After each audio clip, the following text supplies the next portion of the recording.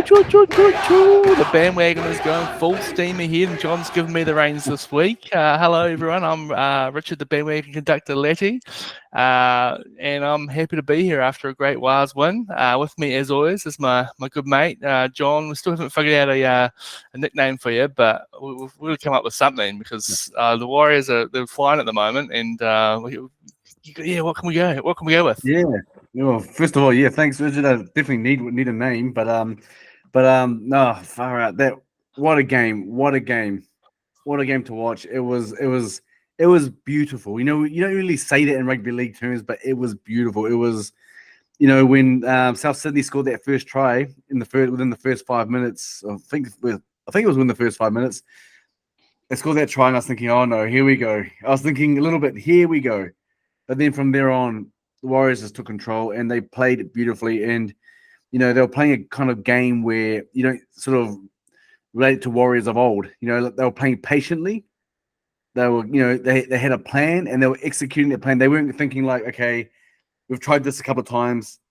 Let's go do something different. They just continue to do it and do it and do it until it worked. And it worked. And some of the boys out there that played, like Wayde Egan, Roger, Chance as well, Sean Johnson, Jackson Ford, I think, you could probably mention everybody in that team because it was a big team effort, but it was a beautiful game to watch.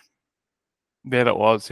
And there's obviously the elephant in the room. I did tip the Rabbitohs last week, so I'll just get that out of the way and say it early. And when they went left, and Cody Walker sort of controlled the troops and they scored the try down the left edge, I was a little bit worried. I don't know if you saw sort of Chance's attempt at tackle. He was about 2 seconds behind. It was almost like it was like you're playing Rugby 08 or something like that.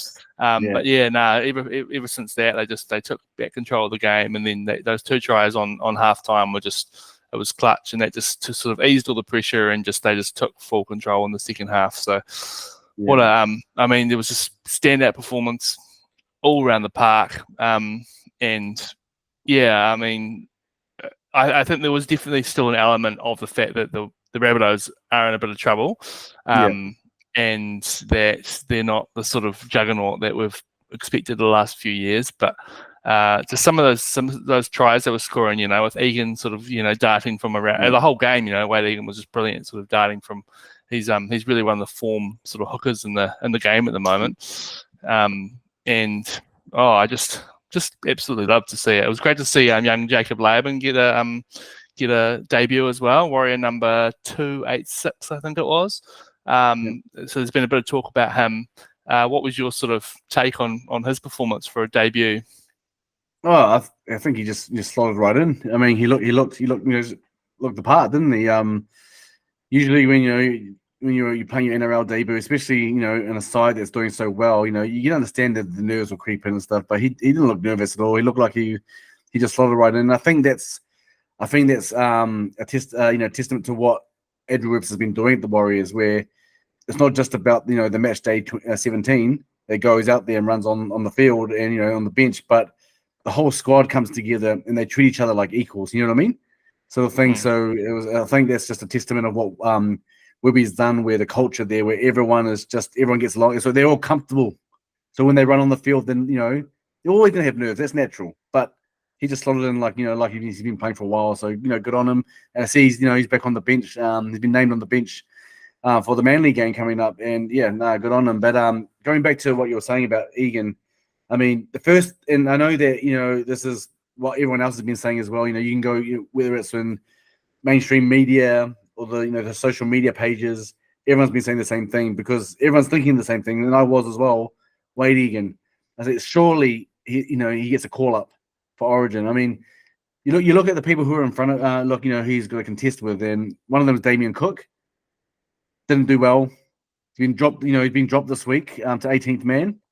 For the Bunnies. Yeah, for the Bunnies. So that's a big sort of dent in his career. And then you've got Api Curacao, who's doing really well for the Tigers.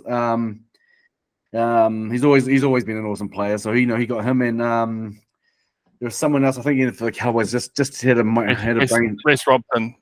Yeah. I'm glad that you've brought this up. I want to really quickly get in here because this is my start bench drop for this week. Start bench drop is New South Wales hooker Egan, Oh, Coruscant, and Reece Robson. So while we're talking about it, we'll get it out of the way quickly. all right. I'll let you go first. So who are the three contenders again? Wayde Egan. So Wayde Egan, Epi Coruscant, and Reece Robson. Yeah.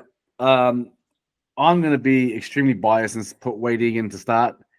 Coruscant to bench, and Robson. Yeah, he can go away. So yeah, Nice. I'm probably still going to start Coruscant, but yeah. I'll put Egan on the bench. Yeah. Put Egan on the bench. You know, it's always good to have that utility. And Coruscant can probably, I think Coruscant's probably got a bit more, like he's played a bit in the halves and that sort of thing as well, so he could play that more utility, and then Egan could come on and just increase his speed around the rucks. But Robson is also playing some really at the Cowboys. So yeah, as a New South Wales fan, it's just a good predicament to be in. But I just thought I'd get in there while you were talking about it, because it's on the tip of a lot of people's tongues at the moment. He is one of the, if not the sort of form hookers in the game. But I mean, what Coruscant has been doing with that Tigers team, they probably weren't their best on the weekend, but you know, when the Tigers are playing well, he's everywhere, you know, and he kicks the goals and everything. So yeah, I see what you're talking about, but I mean, like, it's an interesting one. See, like, for you to bring that up as your, start bench and drop segment there, it shows that it's on everyone's mind, and it's not just on Warriors fans' minds. It's on your mainstream media.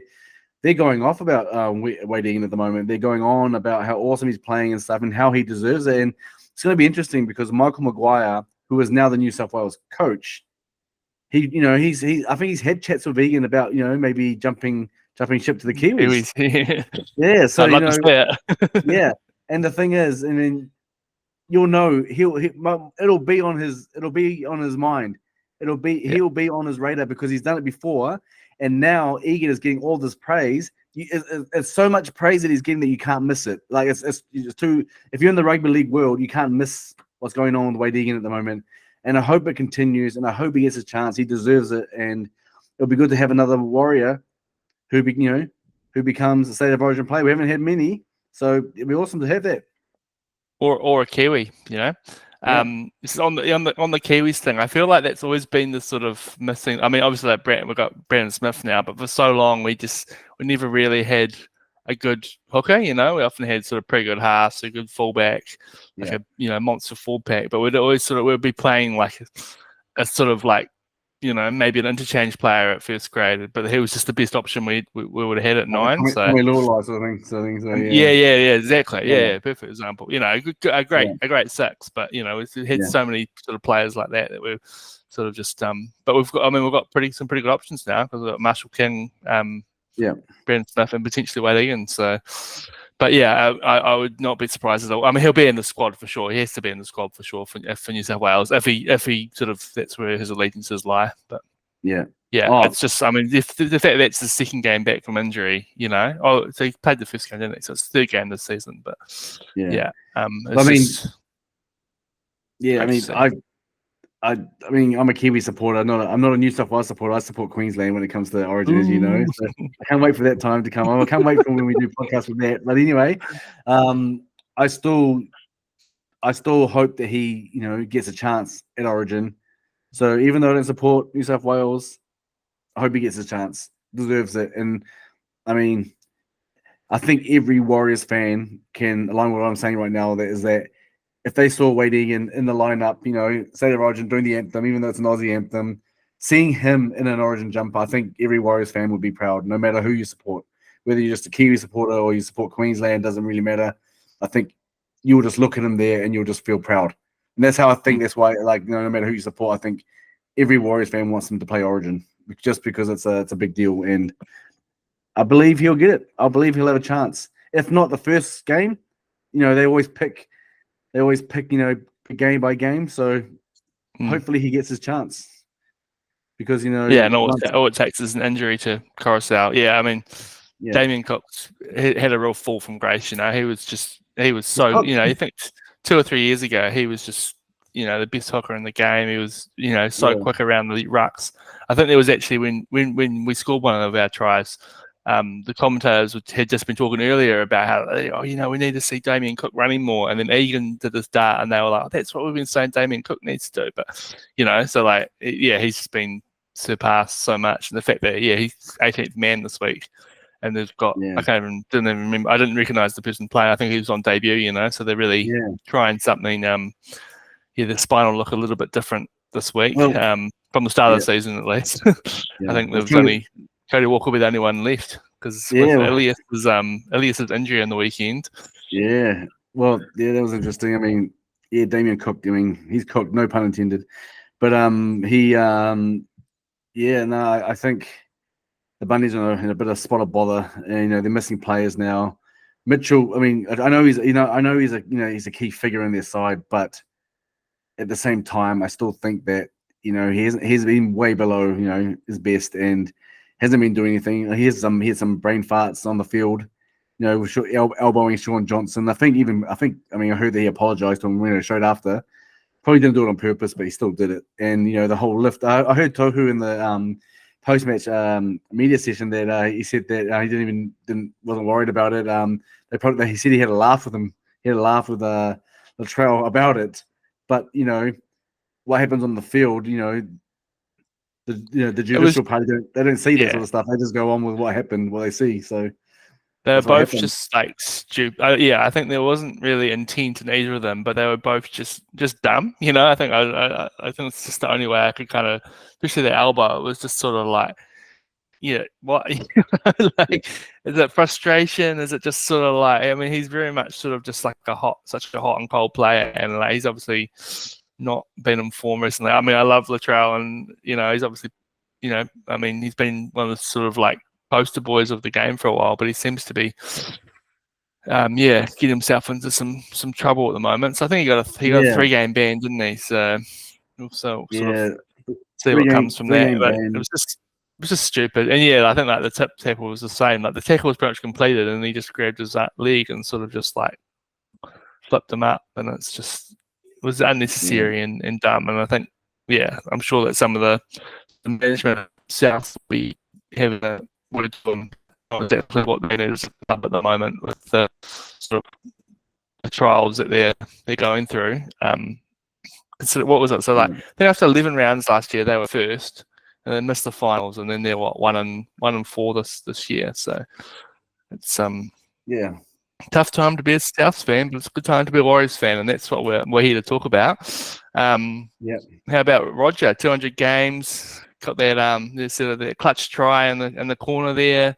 I don't know if that try that he saved, and I can't remember the name of the winger though. He went around the outside of him, and he kind of looked like he was away, and then Roger just sort of put some toe on and took him out, and you just heard the rest of the team come in and give him high fives and pats in the back, and I suppose it just shows the camaraderie this team's got. They're just in such a good place. They are the real deal. I mean, I know, again, I'm not the only one shouting this from the mountaintops, but I see it from the start. This team is different. They're carrying on from last year. People wondered, where they could carry on from their heroics from 2023.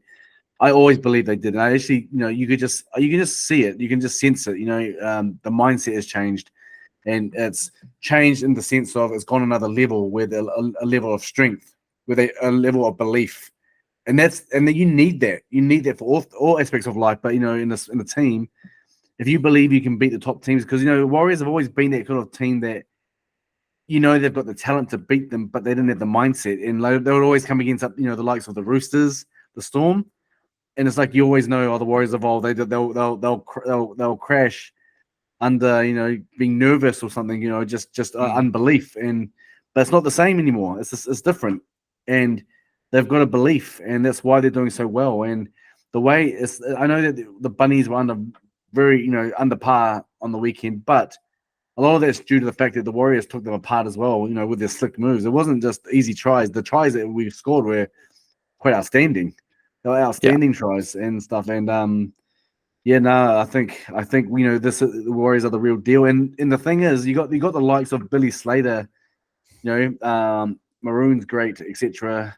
Storm, great fullback, saying things like, "I think they can win the comp." There are players out there you'd never hear them say that about the Warriors, are now saying, "I believe they can win the comp," and I've said it as well. But not from a bias angle, but a belief that they can do better than they did last year. And I honestly, if we can make the top 4, I honestly reckon we'll go all the way. And would love to see it. Would love to see it. I obviously wasn't as I was wasn't as bullish as you were with the Warriors' chances this year, but yeah, I mean, I've loved what I've seen in the last few weeks. Even the Sharks game, we obviously got ourselves in a position we were looking comfortable, and then we just had a terrible second half. And in the Melbourne game, we all but won that. We should have won that. We should have beaten that hoodoo. And then we've had 3 pretty good wins on the row. They still make it. I mean, not last week, but the 2 games before that, the Knights and the Raiders games, there's a little bit of sort of stress in the final 10 minutes. They don't, but that was just a pretty complete performance. I think they were scoring from all parts of the park.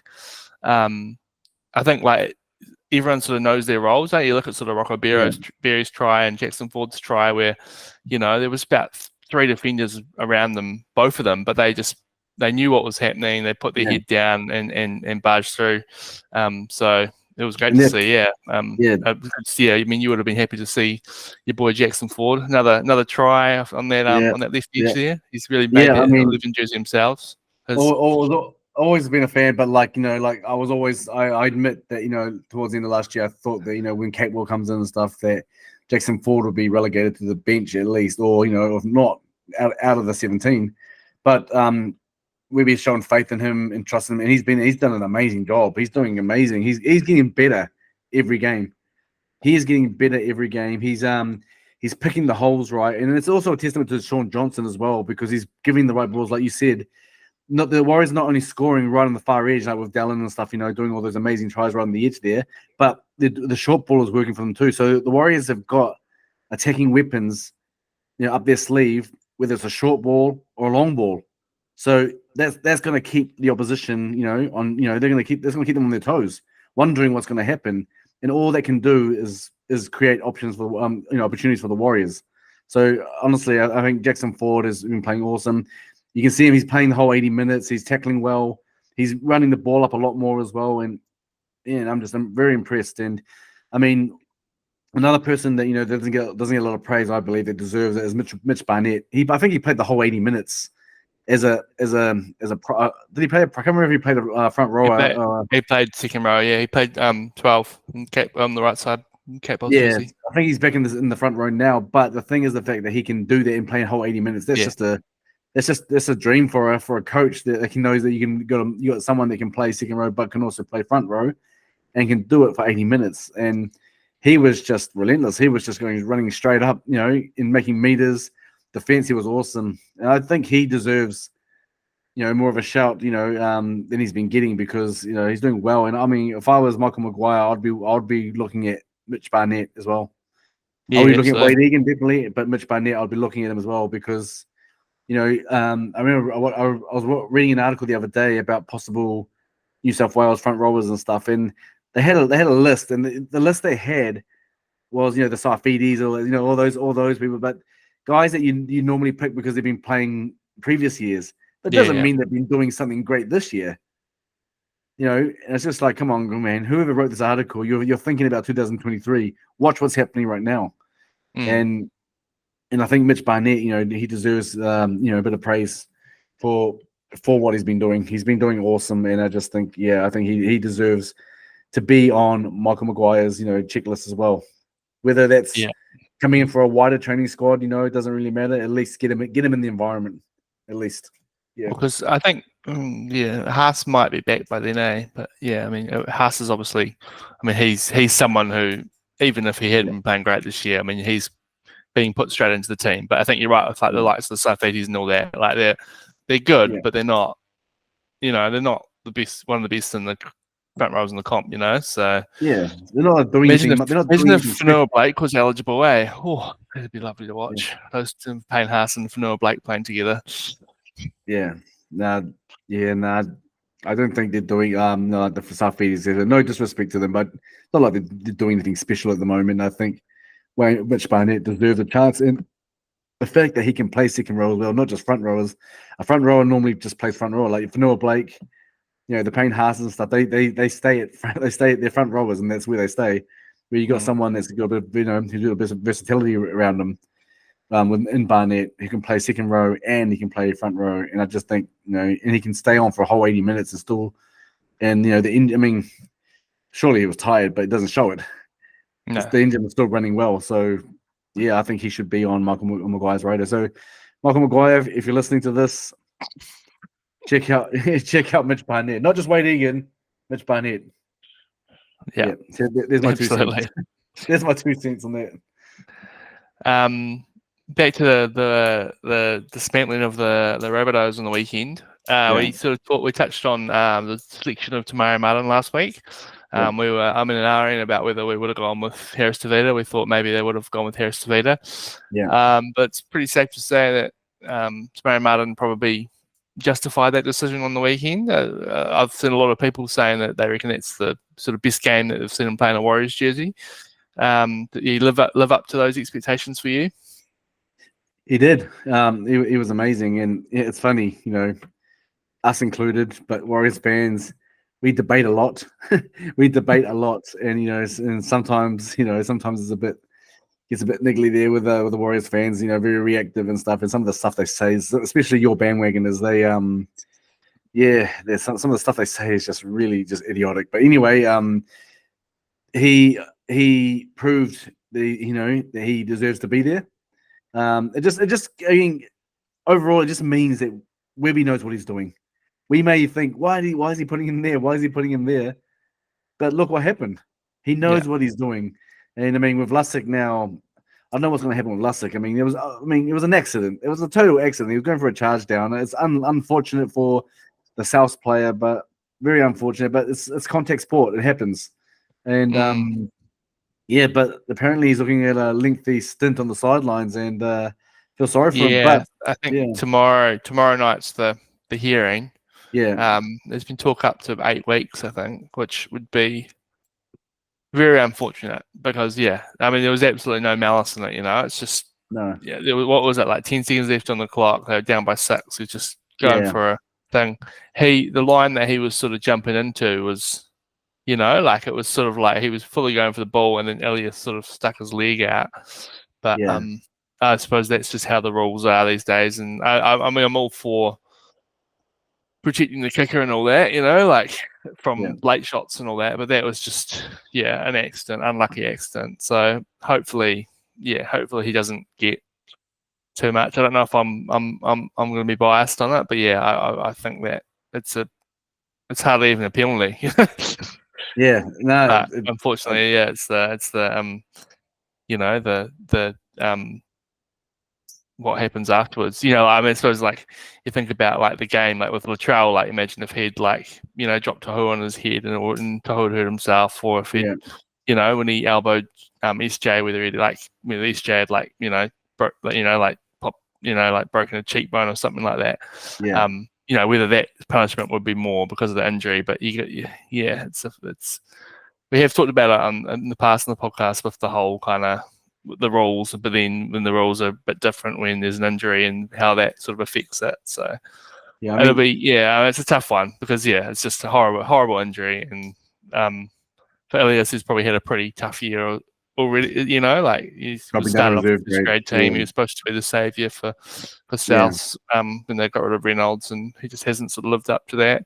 He was actually, from what I heard, was playing some good footy in his couple of New South Wales Cup games he played, but I think he'll be out for about six months, I think. So all the best with the recovery. I hope whatever happens, Fred Lussick sort of doesn't get too big of a ban, but I think he probably will. And I presume where you were going with that before was saying, Harris Tavita would probably slot in pretty well. He has this week, and probably will slot in pretty easily in that 14 or 17 jersey.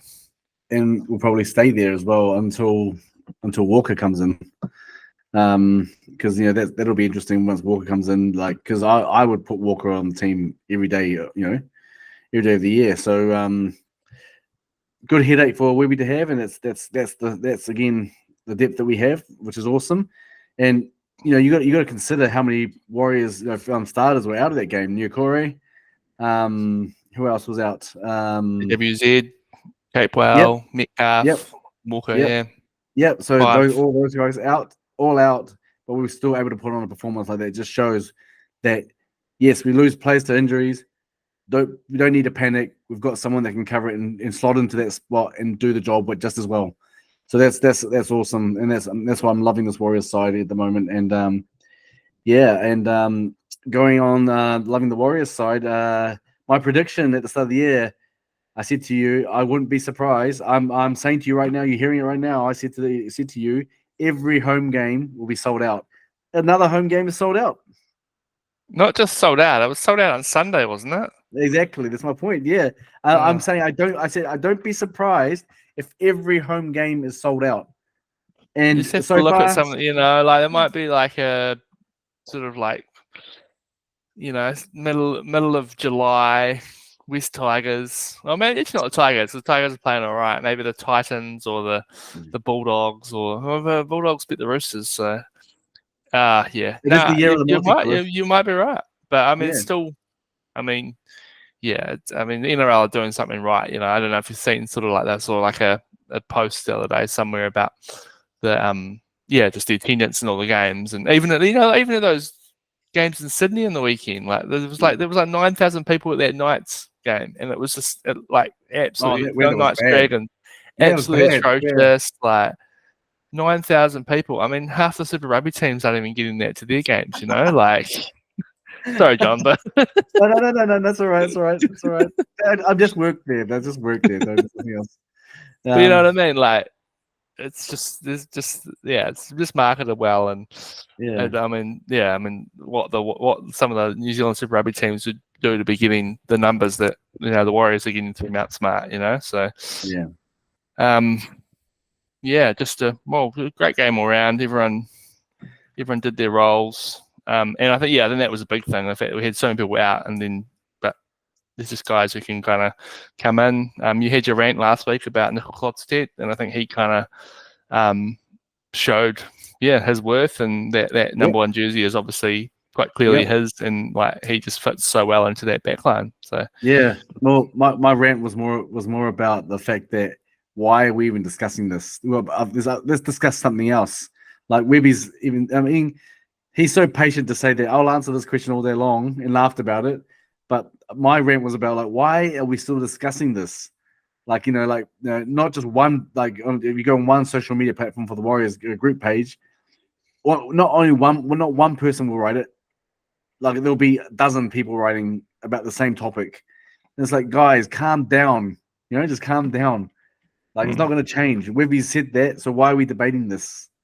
And there's nothing wrong with having a little bit of talk about something, but it's just it's just got on my nerves a little bit. But so that, like I said, hopefully that performance on the weekend. I haven't seen much chat of it since then, So I think performance on the weekend, bandwagons are learning. They're learning. Well, it might just be these Super Rugby losers or something, like they only know Roger from being a second five at the Blues.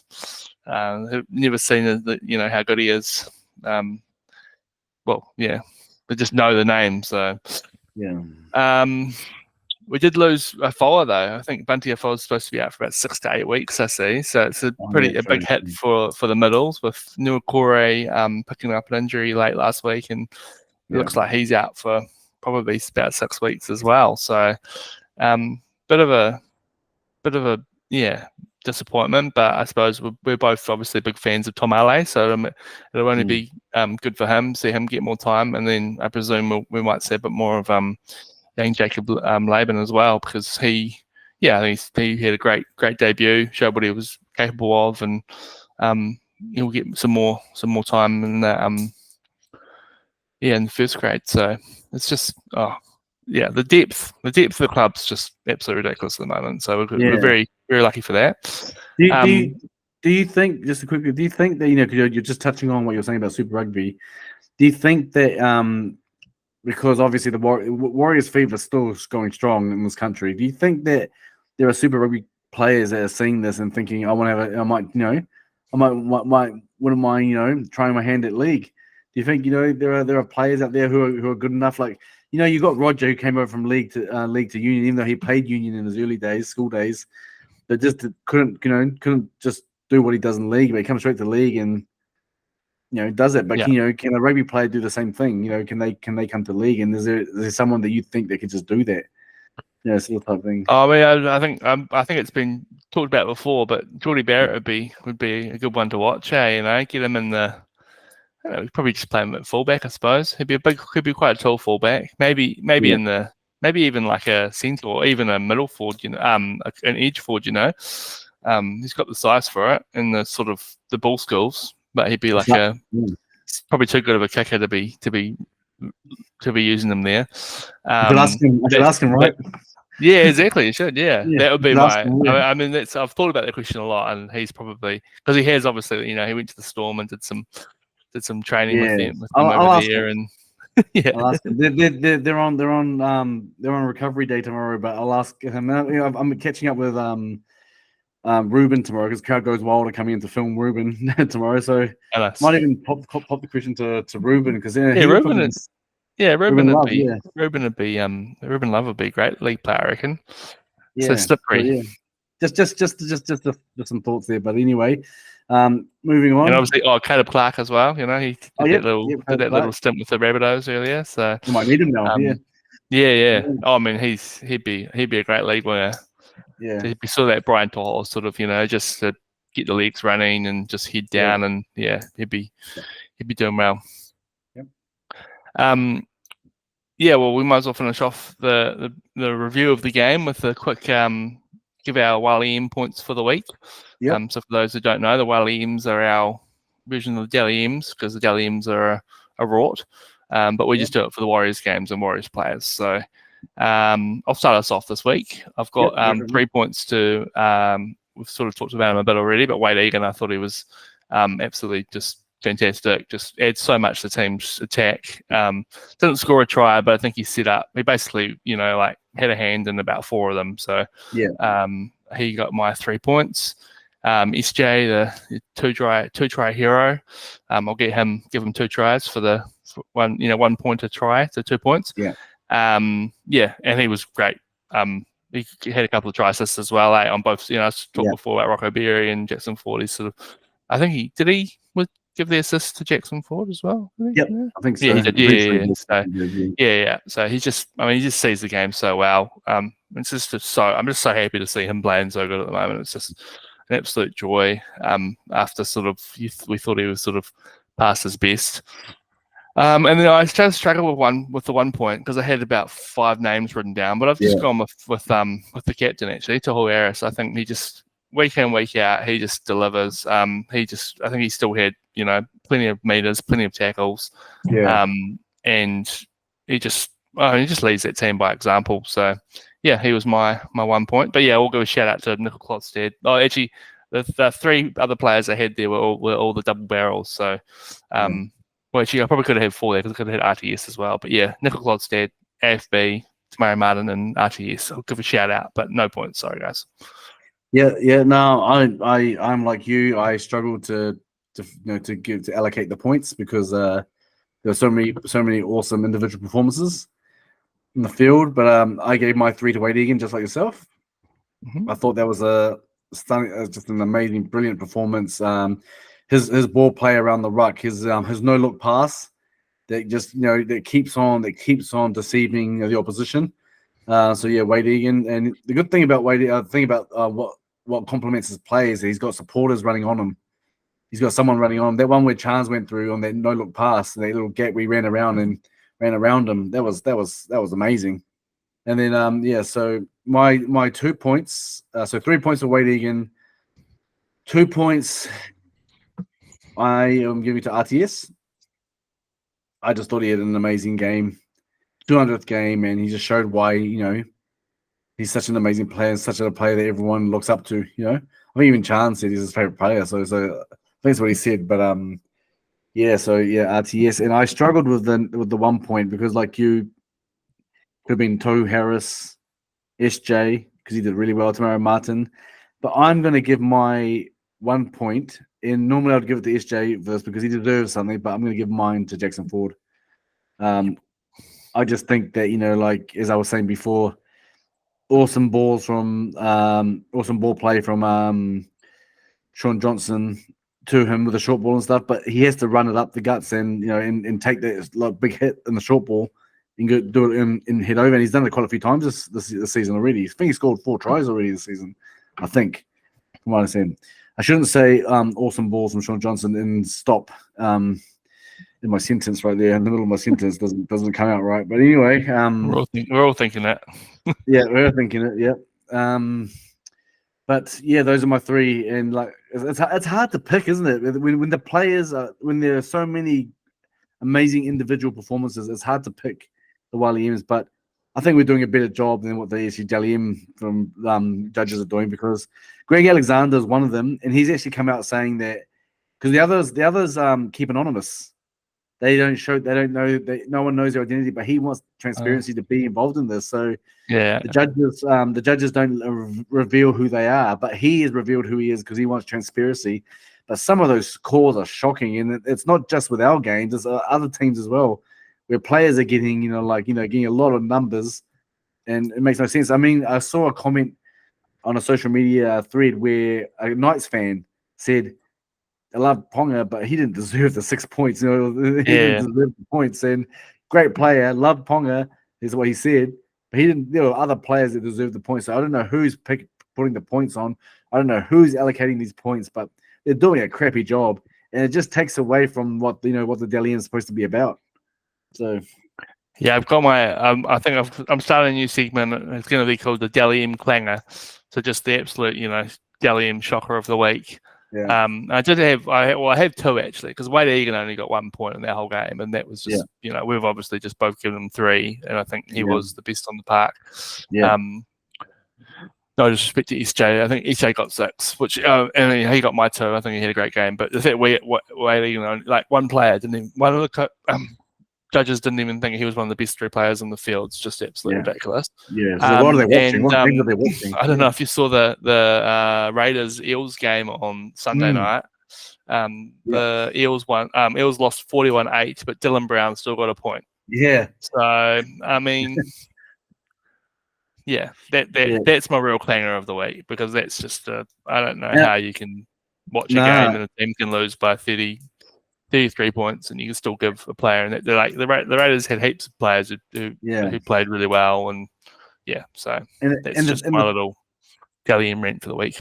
Fair enough. I like it, because I think it's a good one. Because I think it's coming to the spotlight a lot now. Because by the time for the Dally M Awards comes along, it's going to be a big debate whether the person who wins it actually deserves to win it. Yeah. Because last year we all know who deserved to win it. He actually but he didn't win it. Old SJ there, but we're only 6 rounds coming in to the 6th round, and everyone across the board is just they're just laughing. They're just laughing at the Dally M's and how this is going, because it's really unfair. And like you're right, the Canberra game, Savage, he got no points, did he? I don't have the points in front of me. Sorry, but I remember. I think he didn't get any. I don't think he got any points, but he was awesome. So where's the balance here? Are these guys even watching the games, or are they just having a guess, thinking, oh yeah, Ponga, oh yeah, he's a star, so we'll give him the points? Is that how they're going about it? Because I honestly don't have a clue. It makes no sense, and I think the whole rugby world, NRL world, is seeing that now. And is it going to have the same significance come when the awards come along? Towards the end of the year. Because people know that it's probably not accurate. Yeah, we'll see. Just an update for everyone on the Wally M. So Wayde Egan's now shot his way up the leaderboard on 9 points, and then Rocco Berry and RTS are on 7, DWZ 5, and then a few Jackson Ford on 4, and then a few players on 3, 2, and 1. So Wayde Egan, definitely putting his hand up as the early favourite for the Wally M. I think he might miss out on a few games towards in the middle of the season with the Origin though. So we'll keep an eye on that one. Yep. Just quickly on last round, did you watch the Roosters and Bulldogs game on Friday night with the five HIAs? No, I missed a big part of it. But I saw the highlights, and the HIAs and the ripping of the shirts and everything. Crazy. Yeah, it was a crazy. I It heard it was was a absolutely just crazy game. one of the most amazing, insane games. I mean, not just the result, like the fact that the Bulldogs went up. I think they were up 24-0 almost at halftime, at least 18-0. Yeah. I think it was 24. And then the Roosters with the man in the bin. I think they ended up losing a man sent off, Dom Young, and then Radley got 10 in the bin for something pretty silly, and in the second half as well. But the Roosters with 12 players ended up nearly coming back and probably would have won it if Radley wasn't sent off. So it was just crazy. But yeah, Tedesco, Sam Walker, Blake Taff, all HIA and didn't return. And Suarili, HIA, but he came back on. He passed it. But yeah, it was just. I thought there was just going to be like an all-out, like 13-on-13 brawl. It was just an insane game. It was very entertaining, considering the conditions as well. It was absolutely torrential rain, and there was about 60 points scored in the game. So, well, I saw the Radley tackle. There was nothing. I don't know how he was sleeping for it. So ridiculous. I mean, NRL going so good, like from a marketing perspective. Teams are, selling out their grounds. The following is all good. The game is entertaining, but there are some bits and pieces that are sort of just ruining the game, like the bunker. I mean, we've all known it for a while, but they're not getting any better. Some of the rulings are, like the sim binnings are just a bit off. And I remember on NRL 360, one of the journalists, I don't know if you know the journalist is. I've never ever seen him before, but he actually mentioned. Should they be doing they were talking about concussions, etc. And he was actually wondering whether the kickoff should be a thing. When the kickoff is and they usually kick it deep, player gets it and they run and they sort of just barricade each other. And they just run into each other. But he was like, should that be taken out of the game? And people were just like, what? It's just like the new ideas that are coming up every day in league circles is just a bit ridiculous. It's like, guys, chill. Let us play the beautiful game that we love and stop meddling with it and something. And get some answers right. I was going to say on the kickoffs and running it back. Did you watch the Manly Penrith game? Because Nathan Brown was absolutely steaming in for the Sea Eagles. It was just a joy to watch. It was. He's not he's not a big guy. Like I think he's only just over 100 kilos, like 105 kilos or something like that. So he's probably one of the smaller. He doesn't look big, does he? Yeah. Yeah, he's like one of the smaller front rows in the game. But he was just no fear. So hopefully he doesn't do that to the Warriors this weekend, or doesn't do any damage to any of our players in the Warriors this weekend. But yes, the Warriors do have a game this weekend against the Manly Sea Eagles. Sold out Mount Smart. Go Media Stadium, is that what it's called? Yep. At 5 p.m. on Saturday. We did the fact last week, John. I've got a fact for you this week again about Manly games. So we played Manly last year. The scores were tied at 22-all. And SJ drifted across the field and popped up a pass to somebody to score and get us into the lead in the game. Who was it that scored that try? Oh, flip. So okay.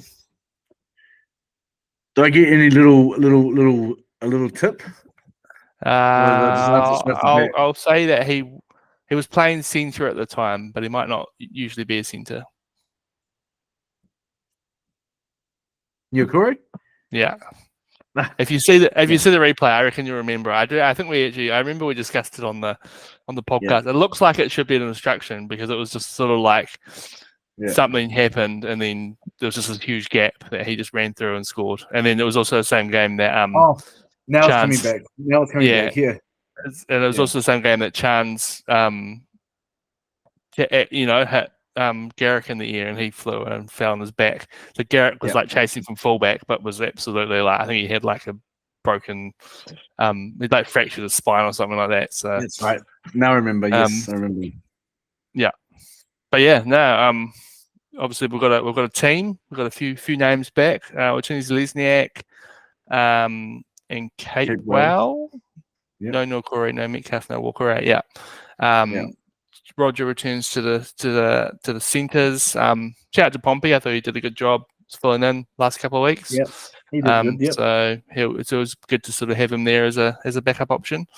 It's probably the bench, which is the big talking point for me. Sorry, I just need to bring it up to remember.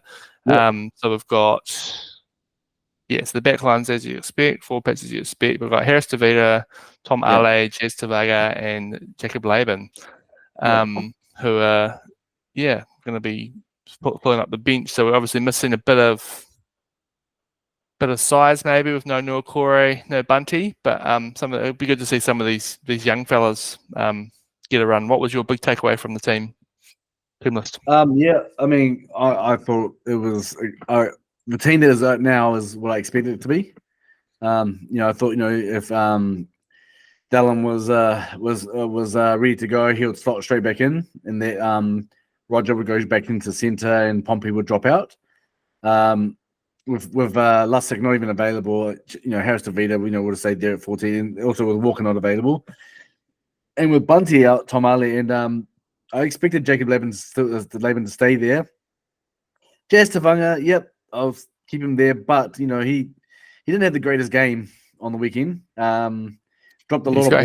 He's got hands like feet, eh? Yeah, he really does. He's a bit of KY on his hands and stuff, so he's just very slippery. And What's KY, John? Eh? What's KY? Okay, it's Moving on. No, it's something I've heard is slippery. So something that's slippery and good. Anyway, yeah, I did not expect that. Gonna put you on the spot sometimes. Hold you accountable for some of the things you say. In rugby, I call Mark Talia KY because he just seems to slip out of tackles. So yeah, he does. He's a very slippery human being. He'd be a good one for the league question. Actually, he'd be great. Yeah, well, if he can slips out of tackles like that, I don't know how he does it, but he just seems to do it. So I've called him KY, Mark KY Talia.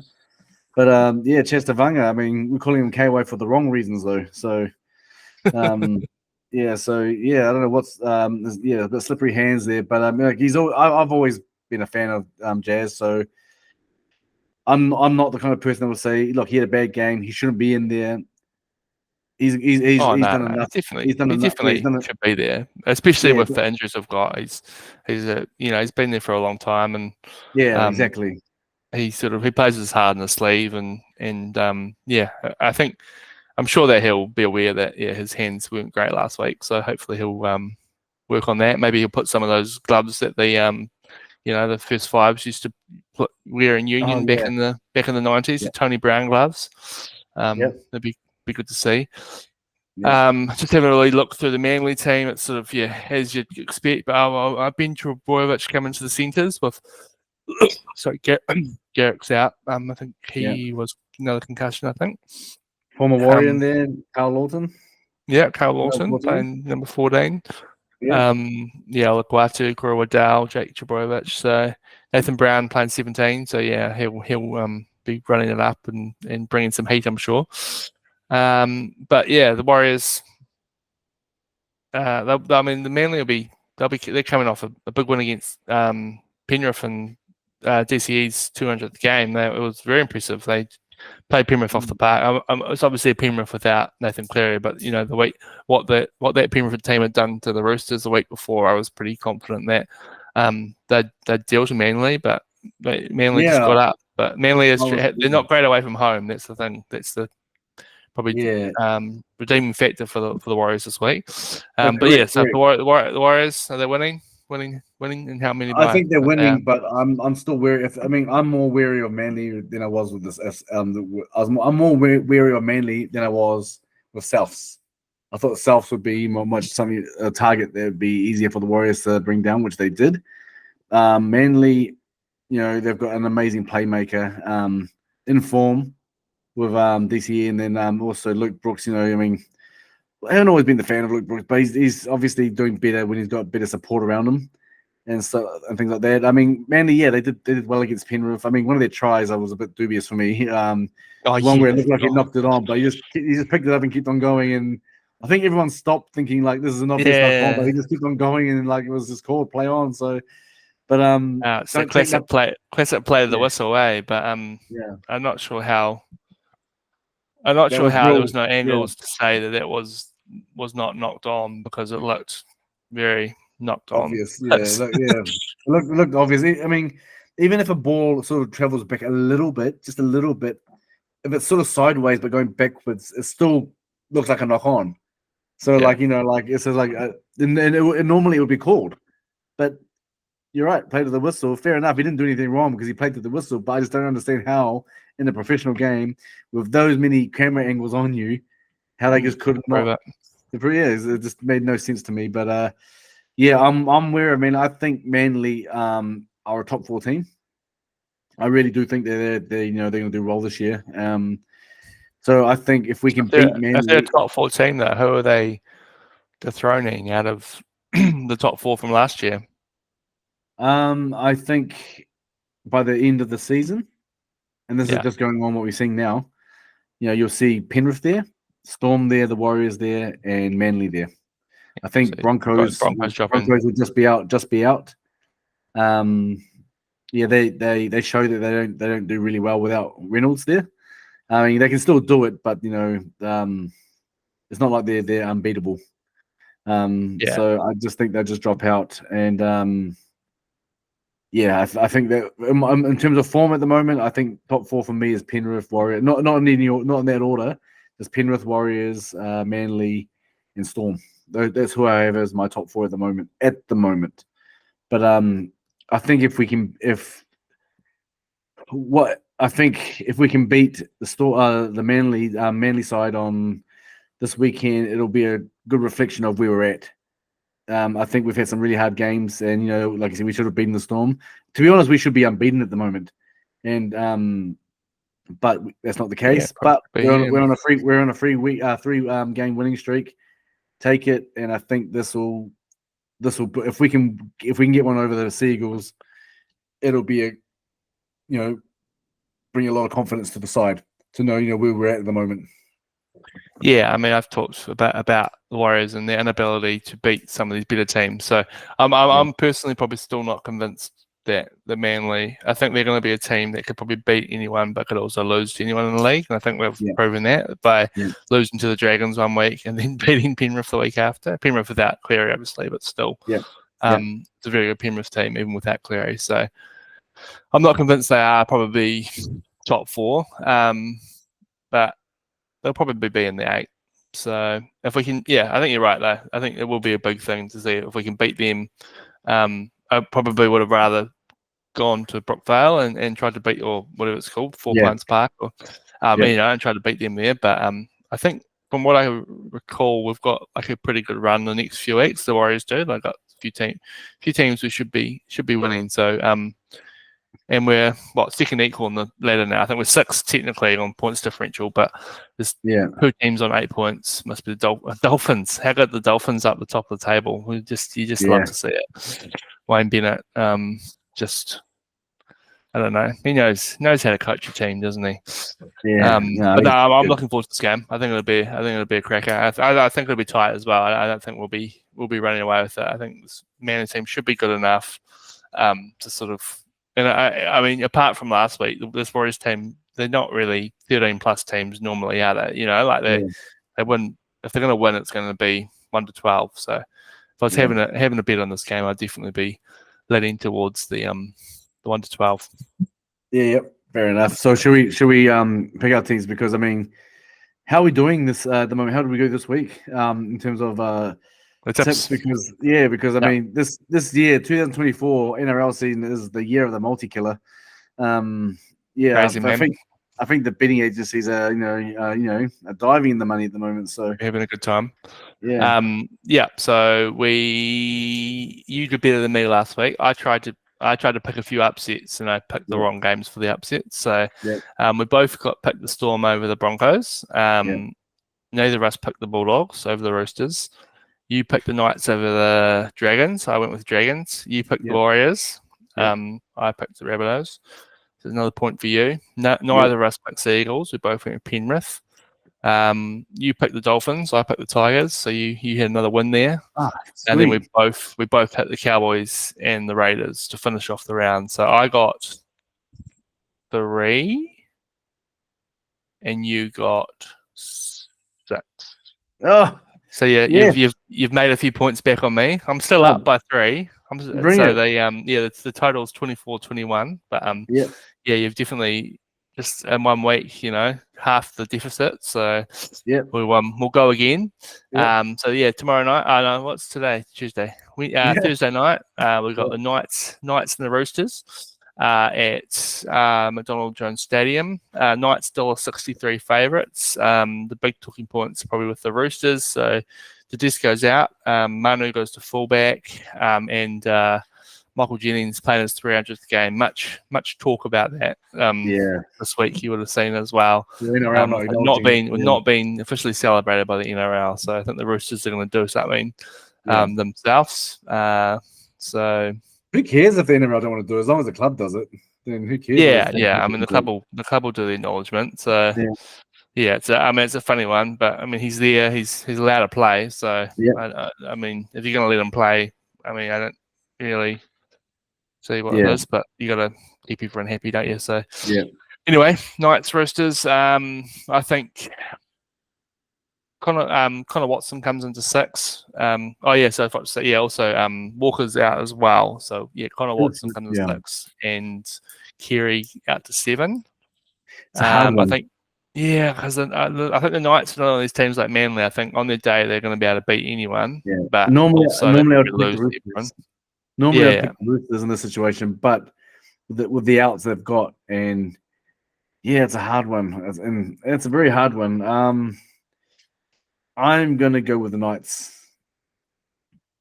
I'm going to go with the Roosters, I think. Okay, yeah. And they'll get up for Michael Jennings' 300. With all the drama. Friday night, Storm Bulldogs. Stephen Crichton finally going to fullback. Bulldogs fans will be happy about that with Blake Taft getting HIA'd last week for this. And Storm big favourites, $1.11. Yeah. Can we see it? Will we see another Friday night Bulldogs blow up? Upset, or we just keeping it safe there? Yeah, not this time. I'm definitely putting my faith in Storm, especially at home. So Storm for me. Yeah, same here. Broncos Dolphins, the battle of Suncorp. Washback. No Adam Reynolds for the Broncos. Tristan Saylor. I thought they may try work him into the halves with Ezra Mam, but no, they've gone with Jock Madeline again. Yep. So Broncos $1.30 favourites. I think there's already been a bit of banter on social over the battle of Suncorp, but I think the Broncos will just be too strong. Yeah, I'm agreeing with you there, Broncos. I'd love to see the Finns get up. Yeah. Oh, me Warriors, too. Eagles. Warriors, Eagles. Yeah, Warriors. 1 to 12 or 13 plus. 12. Yeah, I think I'll just go with that as well. Eels, Cowboys. Cowboys.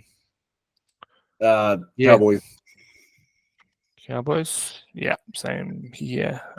If the Eels weren't so bad last week, I would have maybe gone with them, but they are going to be counting down the days until Mitchell Moses returns. That's for sure. Well, I mean, to be honest, I'm really surprised that they can't find a replacement 7. I mean, they've got Dylan Brown playing there, but I just don't think he's a 7. I think he's a 6. And Dejan Arce there, former Warrior. For that. Yeah, playing 6. Yeah, I mean, I don't know if he can play 7, but I just don't think Dylan Brown can play 7. I think he's more a 6. Yeah, I don't think he looked. I think he looked out of place against. I feel like Arce played a bit of 7 when he was at the Warriors, didn't he? Or maybe I'm imagining things. So that's what I'm saying. I think that if I was the coach, I'd be putting Arce in 7 rather than 6. I mean, that's just my 2 cents of that. But I just think that Dylan Brown didn't look at at 7, so looked out of place to me. So yep, and that's who I'm going with. Joey Lussick at 9. On the weekend, you might have seen in our socials, pointed out that the Nine News League team had said the Eels hooker Freddie Lussick. So they got the Lussick brothers wrong. I was like, far out. I mean, I know that media's plummeting, but come on, guys, come on. Also, good to see for the Cowboys, Williami Vailea on the extended bench with Zach Labour out for the ACL for the season. Real shame for him because he's playing some really good footy, but it might open up a spot for Vailea to get a bit of game time there. I loved what I saw from the Warriors, so it'd be good to see him get a run. Rabbitohs Sharks Saturday night. Sharks $1.44 favourites. Nakora returns for the Sharks. We talked about before Damien Cook out to 18th man. No Latrell. I would take Sharks $1.44 quite confidently. I think it could be the bet of the round almost. Just I just can't see the Rabbitohs getting up. I mean, that back line just lacks so much spark. So I'm definitely going Sharks with a lot of confidence.